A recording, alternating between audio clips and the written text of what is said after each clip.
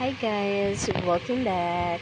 So, I just came home from work. It's currently 8:56 and today there is a lot of things or ganap sa aking buhay. Charot.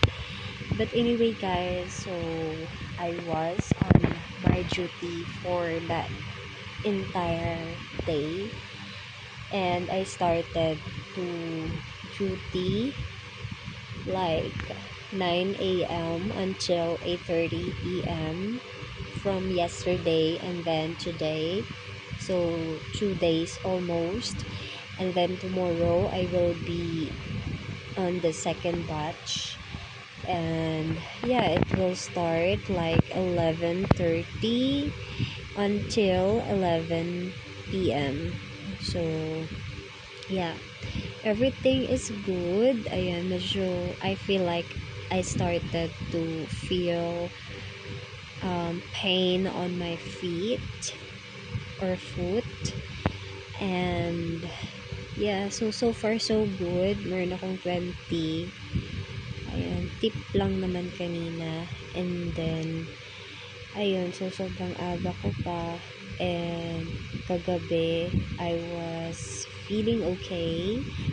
My sleep is not bad.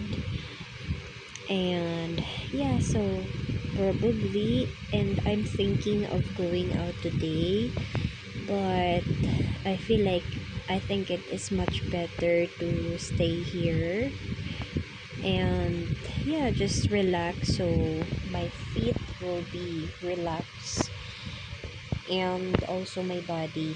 So ayun, what are the other ganap? So far, wala namang ganap na masyado.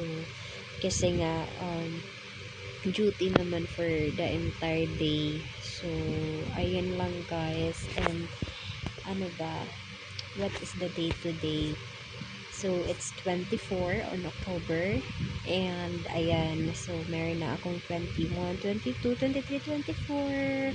4 day is successful after I came back to work.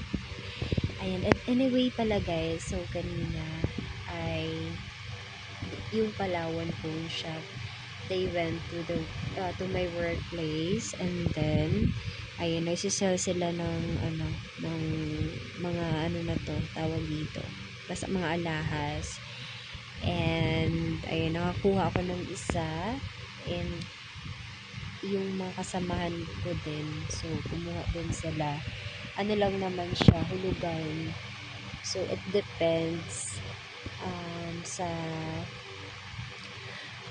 karat yung price and nakaano sila 19% tawag dito discount.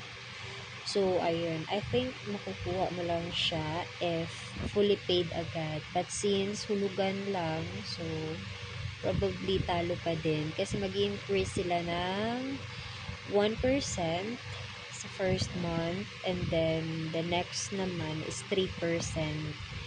So ayun, but anyways, hindi I'm not really sure kung kailan ko siya mahulugan ulit. Probably next month or that this end of the month.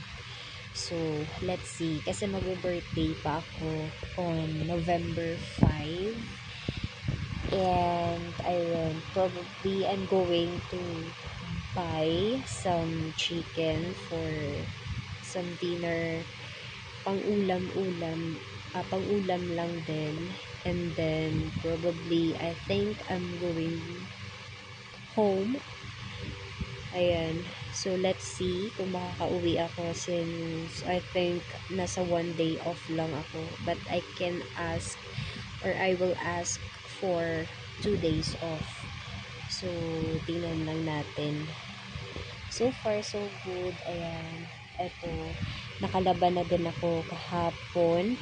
So, yung labahan na lang na natira is for today. And, yung sinuot ko kagabi na pantulog. So, ayun nga guys. If I'm going to sleep today, medyo mahaba-haba din yung relax ko. Kasi, tomorrow I will wake up like probably 10 a.m. since yung duty ko naman until midnight. So, I think it is okay to wake up late. And yeah, so maybe I can do jogging tomorrow, to boost my energy and to release stress sometimes kapag mapagpawisan.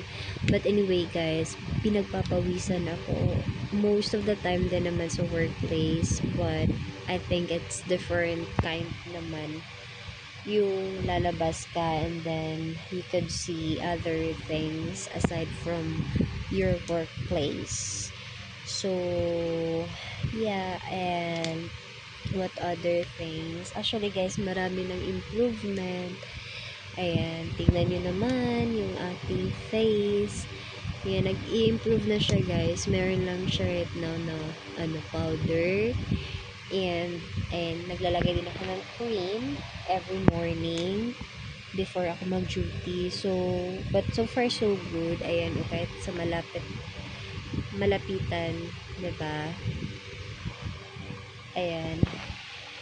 Ano na siya, like, compare before, yung face ko is sobrang itim. And, ayun, kahit even